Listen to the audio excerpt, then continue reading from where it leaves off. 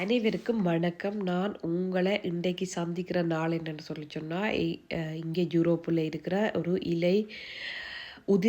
இலை துளிர்கால நாள். அதாவது ஸ்ப்ரிங் டைமில உங்கள சந்திக்கிறதுல மிக்க மிக்க மகிழ்ச்சி. நான் ஒரு வீடியோ உங்களுக்கு ரெக்கார்ட் பண்ணியிருக்கிறேன். பச்சை பசேலுண்டு ஜப்பான் ரோஸ் இருக்கிற ஒரு தோட்டத்தில போய் நான் எடுத்தேன் இந்த வீடியோவ. ஏனென்டா அது நாங்கள் கதைக்க போற இந்தியான் ஹெட்டிங்கோட நல்லா ரிலேட் ஆகிற ஒரு விஷயம்.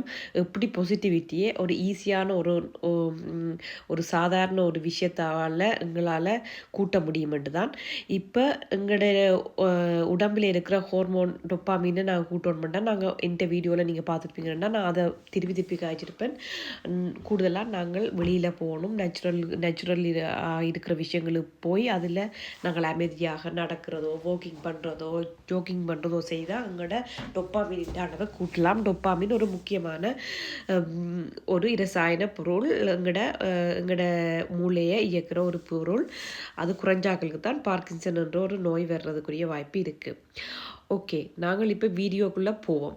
வீடியோவில் எப்படி பாசிட்டிவிட்டியை கூட்டுறதுன்றதை பற்றி தான் நான் கதைக்க போகிறோம். அதுக்கு ஒரு தத்துவ கதை ஒன்று சொல்கிறேன். இது ஒரு உண்மையாக நடந்த ஒரு மனிதனால் சொல்லப்பட்ட ஒரு கதை. அவள் ஒரு வீச்சாரில் இருக்கிற ஒரு 50 வயது மதிக்கத்தக்க ஒரு பெண்மணி. அவள் சொல்லுவாள், எல்லாருமே புறக்கேக்கில் டிசபிலிட்டியாக தான் பிறப்பாங்க.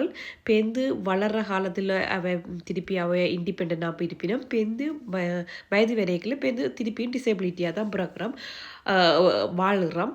ஆனால் எங்களை மட்டும் டிசபிலிட்டி பீப்புள்னு சொல்லி எங்களை ஒரு குரூப்புக்குள்ளே நீங்கள் அடைச்சி வச்சுருக்கிறீங்க. அது ஏன் அப்படி சமுதாயத்தில் இப்படியான ஒரு விஷயம் இருக்குன்ற பற்றி ஒரு கேள்வி கொண்டே கேட்டிருப்பா ஒரு பொதுவான ஒரு யூடியூப் சேனலில். அதால் என்ன ஒரு விஷயத்தை எனக்கு தூண்டிச்சுதுன்னு சொல்லி சொன்னால், ஓகே, ஒரு டிசபிலிட்டியாக நாங்கள் எப்பாவது ஒரு காலத்தில் இருந்திருப்போம். மனிதனாக அப்புறம் எல்லாருமே டிசபிலிட்டியான ஒரு பீரியட்டை நாங்கள் கடந்தும் இருக்கிறோம். அப்போ மற்றவையை பற்றி நாங்கள் சொல்கிறதுக்கு எங்களுக்கு எந்த ஒரு தகுதியுமே இல்லை. முதலாவது நாங்கள் அதை யோசிக்கணும். நாங்கள் அவையை பரிதாபமாக கூட பார்க்கவே இல்லை. நீங்கள் உங்களோட விஷயத்தை நீங்கள் செய்தால் மட்டும் காணும். அவையை ஒரு பரிதாபமாக பார்க்காமல் அவையை இன்க்ளூஷன் பண்ணி நாங்கள் வாழலாம். ரெண்டாவது ஒரு விஷயம் என்னென்னா, எங்கள்கிட்ட இருக்கிற ஒரே ஒரு பெரிய ஒரு புள்ளியான விஷயம் என்னென்னு சொன்னால், எல்லாத்துக்கும் பயம். அதாவது ஃப்யூச்சர் பயம் எங்களுக்கு நிறைய இருக்குது.